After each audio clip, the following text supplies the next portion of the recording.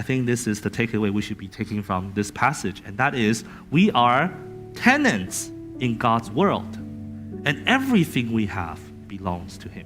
We are tenants in God's world, and everything we have belongs to Him. When it comes to money, even if you earn everything you have through honest, hard work, all of it still belongs to God.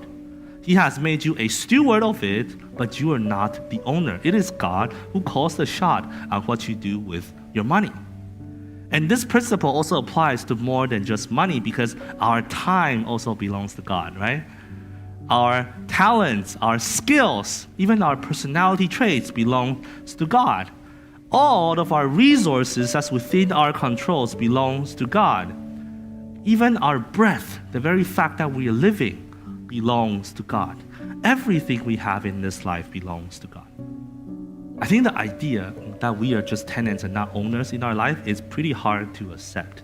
And that's probably especially true given the community that we have, because as an Asian immigrant church, we are full of high achievers. Just look around the room. It is so competitive, right? Like people are doing so well in life in our church, which is why it is harder for us to accept the fact that we are not the owners of our life, right? Because the reason we are successful is probably because we put in honest and hard work, right? Like I think most of us don't come from rich backgrounds. Therefore, the reason you are who you are today is because you work hard for it. And nobody likes to be told then that what you have, the fruits of your labor, does not belong to you. Nobody likes to be told that.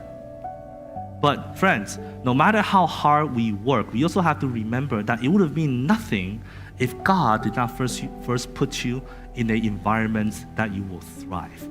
Before your hard work even comes into the conversation, God has to first do 99% of the stuff that contributes to your success.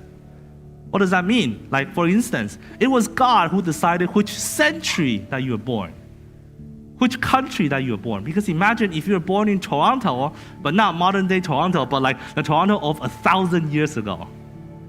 You can forget about getting straight A's in school because you can't even go to school. You can forget about being financially free, going on vacation once a year, living in a nice house, driving a Tesla. You can forget about having a nice career because you will just be a peasant like 99.9% of everyone else. Additionally, God also decides which family that you grew up in, right? And that also has a huge impact, because if you're raised in a different family and a different neighborhoods, then the way that you turn out could also be drastically different.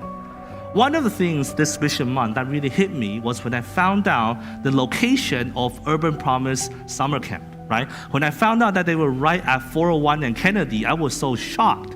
You know why? Because that's just a neighborhood that people from our church will live in. There's tons of Chinese immigrants, people who look like us, who are living in there, and just one street away lives a bunch of people who grew up in very different circumstances and have very different outlook on life and no fault of their own, and they're just one street away. This is not Jane and French we're talking about. This is Highway 401 and Kennedy.